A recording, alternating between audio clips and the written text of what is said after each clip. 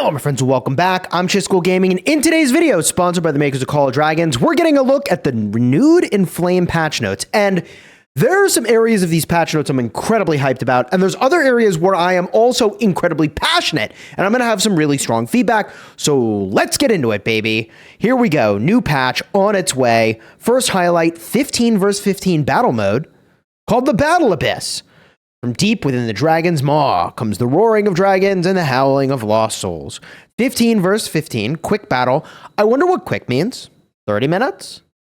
15 minutes? Available from time to time. Defeat monsters to gain buffs or steal them from other players. Defeat other players to gain merits. Exchange for rewards. Cool. I'm looking forward to this game mode. I wonder if this... I don't know. We have a game mode in Rise of Kingdoms that maybe is similar to this, but that's a 5v5. This is 15 v 15. I don't know. Quick battles in Rise of Kingdoms is like 3 to 5 minutes, but whatever. Let's go on to the next one. Season improvements. Starting from February 15th of 2025, the following changes apply to Season of Strife. Timing. The season duration will be reduced from 50 to 40 days. Ayo. I love when I feel heard. I have been saying for ages that seasons should be shorter than they are, right? Like, once the dragon is taken, nobody cares anymore. It's over. All that happens, in my opinion, is just a huge drop-off of engagement from players. Because, like, it's over. What are we talking about? Actually, what are we talking about? It is over. If people need time to recover, give them time to recover at the start of the next season when there's build-up to something, right? There should always be build-up to something, in my opinion. So this change is fire. Good. Cut the season by 10 days. We didn't need the last 10 days. After the season summary, the season server will be closed for 2 days, previously 3. Cool. Basically getting to your home kingdom faster. Pre-war phase shortened to 14 days, previously 25 to 30. Huge. Get us into new seasons, right? Like, it sucks to lose. Losing happens. It's great to win. Winning happens. But nothing happens in the last 10 days of the season, and nothing happens when you're waiting for a pop. So, like, that's awesome. This is a great change. Season of Strife registration will open once every 14 days. Beautiful. Titan's Legacy duration reduced because seasons are shorter now. They're adjusting stuff. Good. There's a recovery voucher system. Players who get these, while in recovery mode, certain activities and features are limited. Your personal power will not count toward realm matchmaking. Oh, it's like a vacation ticket from Rise of Kingdoms. If you need to do some IRL stuff for a season, take a recovery voucher. You don't count towards your kingdom's power. They don't have to zero you because you're a non-contributor. Lol. Okay, good. Love to see that. Great change. Improved efficiency. New realm title reservation system. Oh, is this the title bots they're adding? Players in realms that have a high king can apply for titles. Spymaster, Chief Warder, Archmage, I thought it was War Leader, High Scholar, through the Flame Dragon's Lair on the season page. Players can reserve titles for the next 7 days. Wow. Each player can only reserve one title at a time. Huh. So you approve the title applications, and you can set them to automatically toggle. Ladies and gentlemen, TitleBot has been added. Add players to the block list. The tax cost of granting titles, has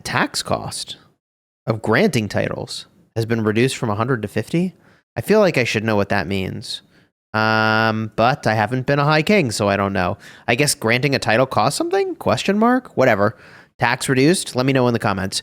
Unit training improvements. Consecutive training. You can now continue to train units without having to leave the page. Yeah, so here's the thing, right? One more. I'll read the next one too. Training mastery. When the training page is open, it will remember how many units you trained when using gems. I heard it was like a real pain in the ass to train with gems. And it's like, okay, Chisgule, come on, give me a break. Nobody's training with gems, except for the very biggest spenders in the game. And do you want the very biggest spenders in the game to have a good experience? Yes. So these changes make a ton of sense for the spenders, the people who, like, look, this is the business model of a free-to-play game, is that, like, the biggest spenders fund the game. That is how that goes, okay? And, like, of course, everybody, like, participating and the people who spend, it all contributes to the game economy and the way the game works. But, like, you want your biggest spenders to be happy. To me, this feels like it's relevant to the biggest spenders only. And I think it's a great change overall. For them especially, but a great change overall. Up next, Year of the Snake events are here. 7-day event series. Cool. Big Top Bear City theme. That sounds fun. Demon Chaser Drum avatar frame. Sounds cool. Quick battle mode. Combat on mobile has been upgraded. Enable quick battle mode from the settings. Tap to issue orders. Ooh, we got this in Rise of Kingdoms. Faster commands to better match like what you have on PC. I love this. I actually play a lot of Call of Dragons on my tablet or even my phone, and so that's huge W's. Rally and garrison combat improvements. Rally and garrison battles that go on for too long will trigger battle acceleration. Okay. Increasing damage, healing, and shields for both sides. I think that's good. You can see whether battle acceleration has been activated by looking at the map or the battle report. The only thing I wonder is, like, will battle acceleration influence how swarmers play into this? Like, how does that work? I'd be curious how they've accounted for swarming. Like when a rally gets swarmed or a garrison gets swarmed. Because you'd have to ramp up the swarmers too, right? Otherwise, they just get destroyed. I'm sure they've thought of this. Cavalry charge mechanism improvements. Cavalry charge has been improved. They now have a maximum time limit and will automatically end when the time limit is met. Wait, so is this like addressing people cavalry charging from like one end of the map to the other sort of a thing? Anyways, alliance system improvements, alliance building improvements, alliance building rules change. Alliance core fortresses, siege bastions, towers cannot be built inside of existing territory. Oh, that's a huge change, isn't it? However, buildings territory ranges can overlap. Huh. Yeah, I mean, this is like a huge thing that I'd throw to the territory team to be like, all right, what's the implication? But this is big. This is a big change. I'm sure there's some cheese that they're trying to prevent, and I'm actually for it. I'm actually for it, right?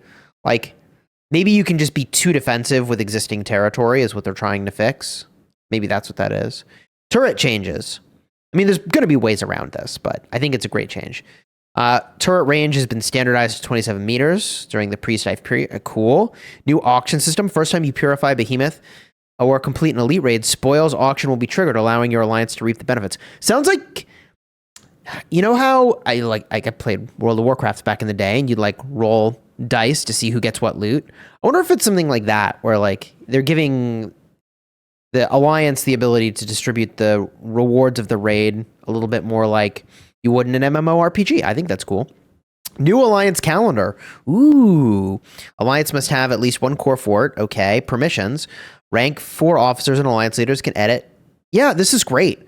Look, here's the thing. If you want people to show up to in-game events, help them know when they are. How do you help them know when they are? You give them a calendar, right? It's one of many things that I think is an awesome quality of life add.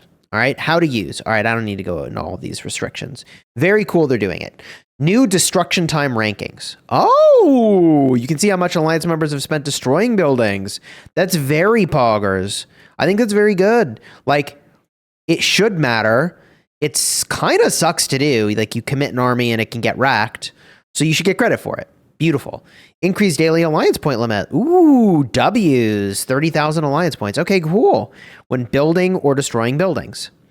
I feel like the word constructing or destroying buildings, right? But technically the word building is right. It's just, I don't know why I feel like I can't repeat words and sentences right now. Who cares?